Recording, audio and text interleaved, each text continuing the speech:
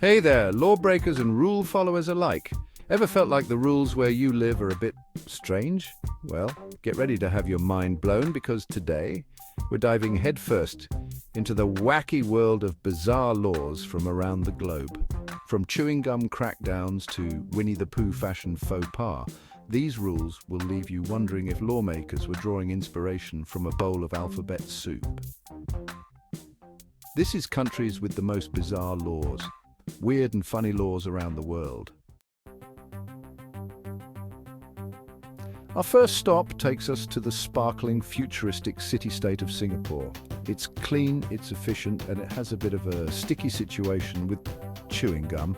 Yep, you heard that right, folks. Back in 1992, the Singaporean government decided they'd had enough of gum-related shenanigans. People were sticking it everywhere, under benches, on subway seats, so they slapped a ban on the sale and import of chewing gum. Think about that. You can't even bring a pack of gum through customs.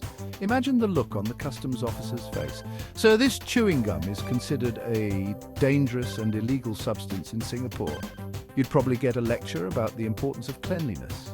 But hey, at least their streets are spotless. Maybe this explains why Singapore is a world leader in dental hygiene. Just a thought. Next up, we're jetting off to Poland, where things get a little, very strange. In Poland, Pooh Bear is about as welcome as a skunk at a picnic, at least in playgrounds and schools. Why the poo phobia? Well, according to some Polish officials, our honey-loving friend is a tad underdressed. Pooh doesn't wear pants, and in the eyes of the law, that's apparently a big no-no, especially around children.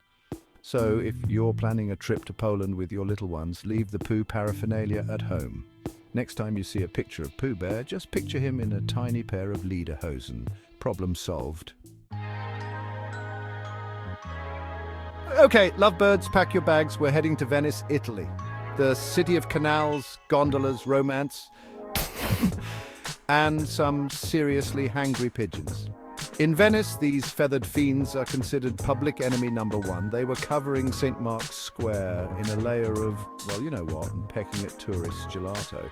So the city of Venice did what any logical government would do. They outlawed feeding the pigeons. If you're caught tossing even a single crumb to these feathered fiends in St. Mark's Square, be prepared to pay a hefty fine. Apparently, the only thing more expensive than feeding pigeons in Venice is getting a gondola ride during tourist season. So keep your breadcrumbs to yourself and enjoy the view. Chapter 4. Switzerland. The 10 p.m. flush prohibition. Hold on to your toilet seats, folks, because we're about to dive into the world of Swiss sanitation. Switzerland is known for its chocolate, its watches, its neutrality, and its strict bathroom etiquette. In some apartment buildings in Switzerland, it's actually illegal to flush your toilet after 10 p.m. The Swiss take their peace and quiet very seriously.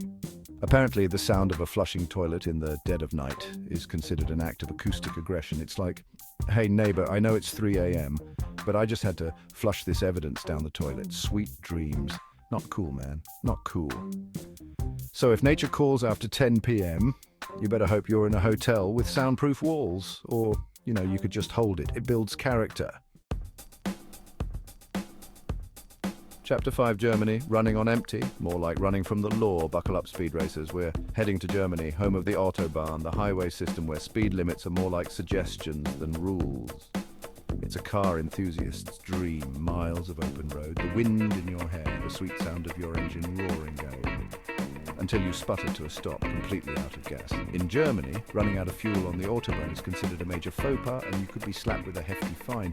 The Germans are all about efficiency and safety. A stalled car on the Autobahn is like a sitting duck, just begging to be rear-ended by a Porsche going 150 miles per hour. So, before you hit the Autobahn, make sure your tank is full, your bladder is empty, and your playlist is ready to rock. Chapter 6, Australia, hot pink pants. Not on a Sunday, mate. G'day, mates. Let's hop on down to the land of kangaroos, koalas, and laws that are just as strange as the wildlife. In Victoria, it's allegedly illegal to wear hot pink pants after midday on a Sunday. This law is more urban legend than actual legislation, but hey, that doesn't make it any less entertaining. Just imagine getting pulled over by an Australian police officer for a fashion violation. G'day, sir. Those pants are a bit too loud for a Sunday afternoon. You're nicked. It's enough to make you want to trade in your hot pink pants for a pair of khakis. Well, folks, it wouldn't be a world tour of bizarre laws without a stop in the good old US of A. And boy, do we have a doozy for you.